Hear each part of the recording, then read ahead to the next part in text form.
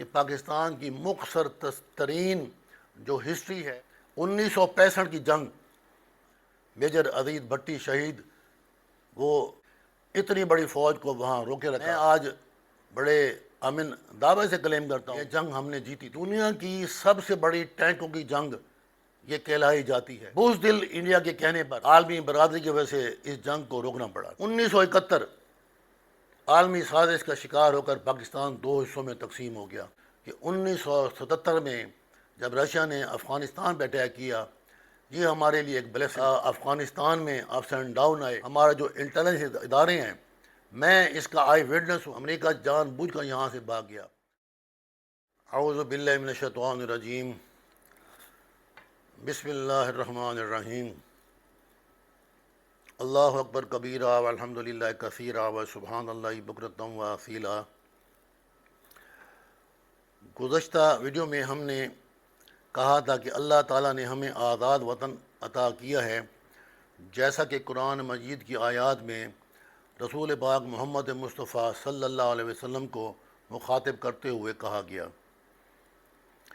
یہ آزاد وطن جسے ہم مملکت خداداد اسلامی جمہوریہ پاکستان کہتے ہیں،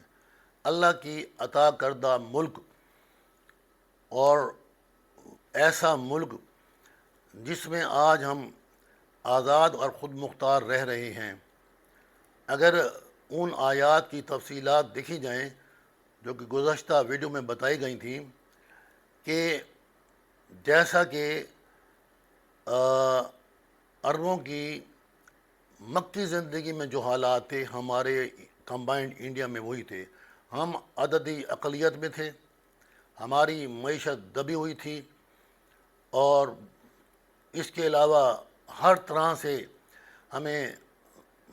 انڈیا میں ہندوؤں نے، انگریزوں نے دبایا ہوا تھا، اور ہم بطور مسلمان ہمارے لیے زندہ رہنا وہاں بہت مشکل تھا، اور ہمیں ایک آزاد وطن کی ضرورت تھی، جو کہ عوام الناس اور قائد اعظم اور دوسرے لیڈروں کی قربانی سے اللہ نے ہمیں عطا کیا۔ ہمیں اللہ تعالیٰ کو پھر میں کہتا ہوں بہت شکر بجا لانا چاہیے۔ آج ہم اس ملک میں اپنی مرضی سے چاہے الٹا کریں سیدھا کریں، ہم مالک ہیں اور ہم کر رہے ہیں، لیکن ہمیں احساس نہیں ہے کہ غلط کام کیا ہے۔ اور ہمیں یہ بھی معلوم نہیں ہے کہ اس وطن کی مٹی میں کن لوگوں کا لہو شامل ہے۔ جب پاکستان بنا تو اس وقت بھی بہت سے مہاجرین اور بہت سارے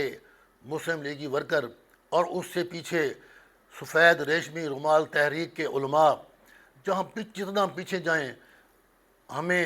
اس میں اپنے لوگوں کی قربانیاں نظر آتی ہیں۔ اور جب تقسیم ہوئی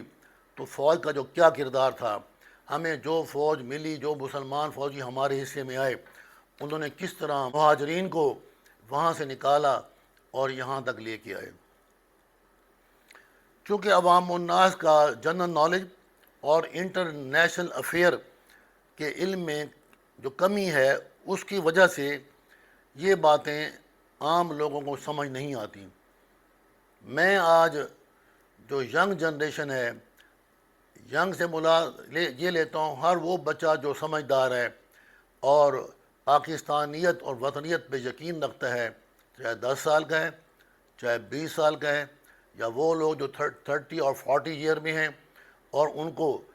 پاکستان کا بیک گراؤنڈ ان تک نہیں پہنچا۔ آج میں صرف ان کے لیے خاص طور پہ کچھ میں دہرانا چاہتا ہوں، اور ان کو معلوم ہو کہ پاکستان کی مختصر ترین جو ہسٹری ہے،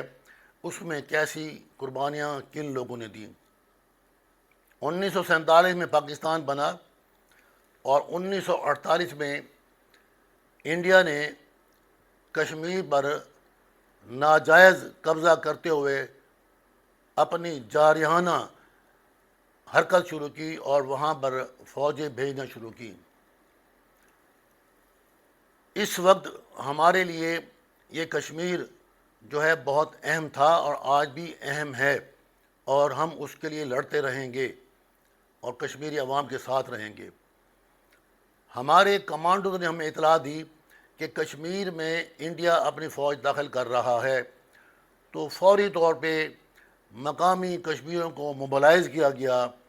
ان کے ساتھ گائیڈ لائن دی گئیں اور کشمیر کی جنگ ابتدا ہوئی، اور ساتھ ہی ہماری فوج جو کہ اس وقت اویلیبل تھی، اور قائد اعظم نے اس وقت کے جو موجود کمانڈر ان چیف جو انگریز تھے، تو جہاں تک مجھے یاد پڑتا ہے جنرل گریسی نام تھا، اس کو آرڈر کیا فوج کو داخل کیا جائے، لیکن اس نے بہت کوتاہی کی۔ بہرحال ہماری فوج نے وہاں جا کر اپنے ملک کا دفاع کرتے ہوئے کشمیر کو بہت سارے حصے کو اپنے قبضے میں لے لیا۔ 1965 کی جنگ، یہ ہندوستان انڈیا نے ہمارے اوپر شب خون مارا، رات کے اندھیرے میں اس کا اٹیک کیا گیا، اور اتنی خاموشی سے اٹیک کیا گیا کہ یوں سمجھیں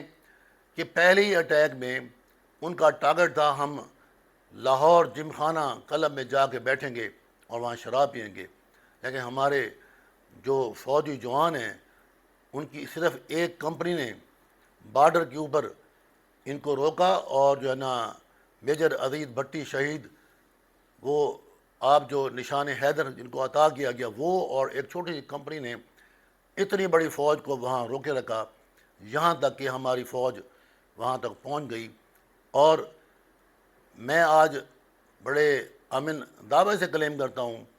اور ہم پاکستانی سب کلیم کرتے ہیں، یہ جنگ ہم نے جیتی تھی۔ بعض لوگ کہتے ہیں نہیں ہم نے یہ جنگ نہیں جیتی تھی، ہم جنگ ہار رہے تھے یا ہار گئے تھے۔ یہ دنیا کی سب سے بڑی ٹینکوں کی جنگ یہ کہلائی جاتی ہے، اور اس جنگ میں انڈیا کے سینکڑوں ٹینک برباد کر دیے گئے، انڈیا کو پیچھے دھکیل دیا گیا، لیکن بزدل انڈیا کے کہنے پر اس نے بڑے بڑے ملکوں کو اپروچ کی، سفارش کی یہ جنگ بند کی جائے، کیونکہ ان کا نقصان ہو رہا تھا اور وہ شکست کے قریب تھے۔ تو پھر عالمی برادری کی وجہ سے اس جنگ کو روکنا پڑا، لیکن ہمارے جو شاہین ہیں انہوں نے جو کر دکھایا، ایم عالم اور بہت سارے حضرات، اور جو ہے نا ہماری آبدوز سمندروں میں دوارکا پر کیسے اٹیک کیا، انڈیا کو اوپر نیچے ہر طرف سے گھیر لیا گیا تھا، اور یہ ہماری فوج نے بڑے شاندار قسم کی کارروائی کرتے ہوئے اپنے آپ کو منوایا۔ اگرچہ ہمارا اسلحہ اس وقت بہت کم تھا، امریکہ نے ہمارے اسلحے کی سپلائی بند کر دی تھی، اس کے باوجود ہم نے بہت شاندار جنگ لڑی، ہماری فوجوں نے بڑی وہاں پہ قربانیاں دیں۔ 1971 عالمی سازش کا شکار ہو کر پاکستان دو حصوں میں تقسیم ہو گیا اور بنگلہ دیش بن گیا۔ یہ بہت متنازع مسئلہ ہے، لیکن بہرحال جو ہوا اس میں بہت بڑی سازش تھی۔ تمام دنیا کے دشمن ممالک جو پاکستان کو اسلامی جمہوریہ پاکستان نہیں دیکھنا چاہتے، ان کی کمبائنڈ ایفرٹ سے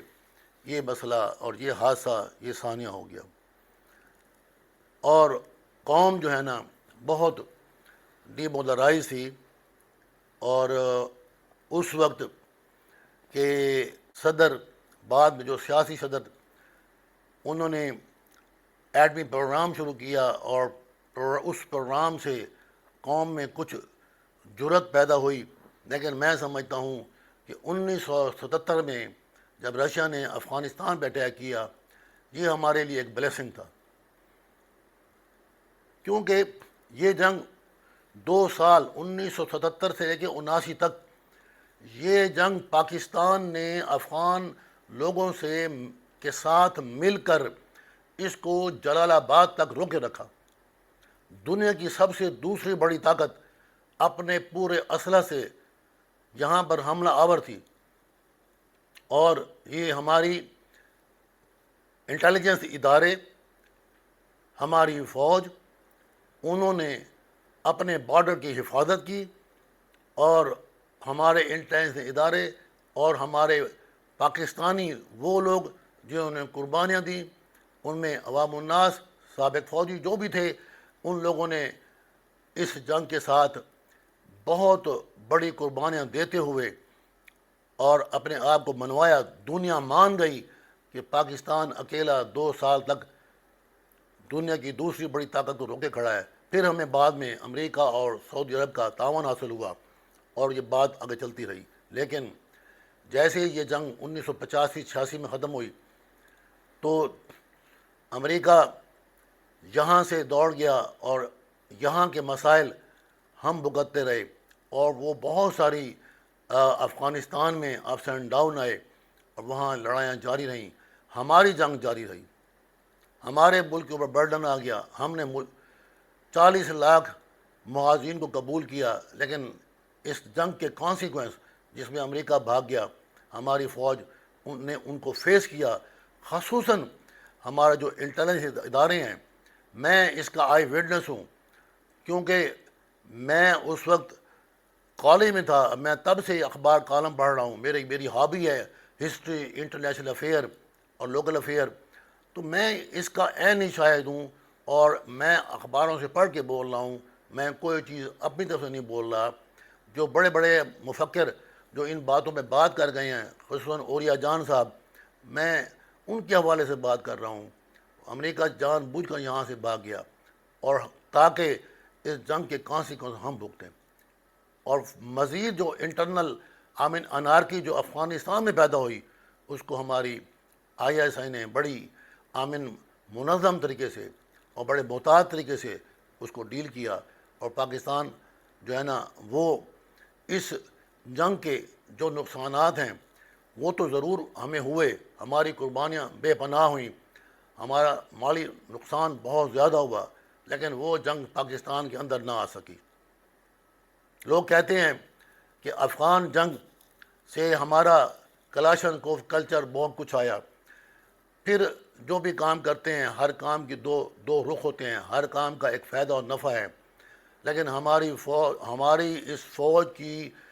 جنگ میں انٹیلیجنس کے اداروں نے جو وہاں کامیابی دکھائی, عوام میں ایک دفعہ پھر اعتماد پیدا ہوا, جو کہ 1971 میں ہم اپنا مورال ڈاؤن کر چکے تھے. ابھی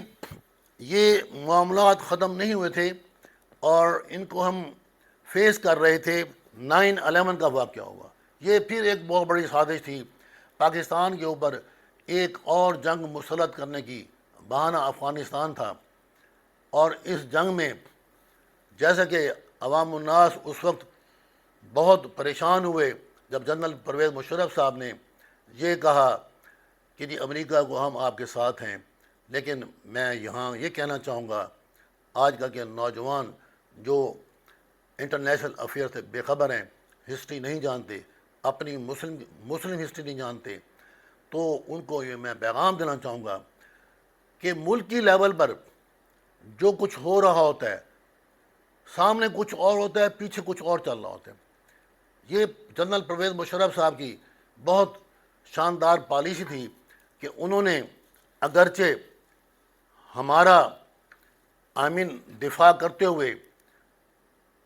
امریکہ کا ساتھ دیا. ہمیں جو نقصانات ہوئے وہ ہم مانتے ہیں, جنگیں تباہیاں لے کے آتی ہیں, نقصان بھی ہوتے ہیں. لیکن آج ہم اس مقام پہ کھڑے ہوئے ہیں کہ آج ہم پبلکلی کہتے ہیں امریکہ کو ہم نے افغانستان سے نکال دیا ہے.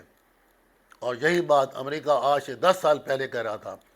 کہ جنرل پرویز مشرف نے ہمارے ساتھ ڈبل گیم کھیلی ہے. تو اس وقت جو فوج کے خلاف جو نفرت پیدا کی گئی اور ایجنٹوں کے خلاف جو نفرت پیدا کی گئی کہ جی یہ ہو گئے ہیں, لیٹ گئے ہیں, وہ بات ہو گئی ہے, تو میں اپنے بھولے بھالے عوام الناس کو یہاں بتانا چاہوں گا کہ تصویر کی ظاہری تصویر اور تھی, اس کے پیچھے کچھ اور ہو رہا تھا, جس کو آج ہم فخر سے اعلان کرتے ہیں کہ ہم نے یہ جنگ جیتی ہے, ہم نے جنگ جیتی ہے. یقیناً عوام نے قربانی دی ہے, بہت سے عوام شہید ہوئے ہیں, ٹریلین روپیز ہمارا نقصان ہوا ہے, لیکن محاذ پہ کس نے جنگ لڑی, افغانستان کے اندر جا کر کس نے قربانیاں دی, کیا ہم ان لوگوں کو بھول جائیں گے؟ نہیں, ہمیں یاد رکھنا پڑے گا. اور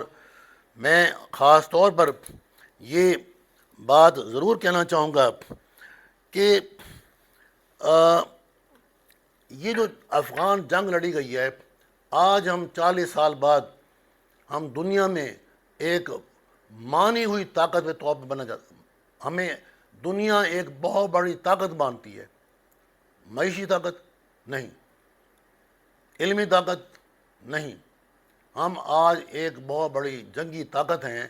جس کو پوری دنیا اعتراف کرتی ہے، اور ہماری فوج، ہماری انٹیلیجنس، اس کے پاس 40 سال جنگ کا تجربہ ہے، جو کہ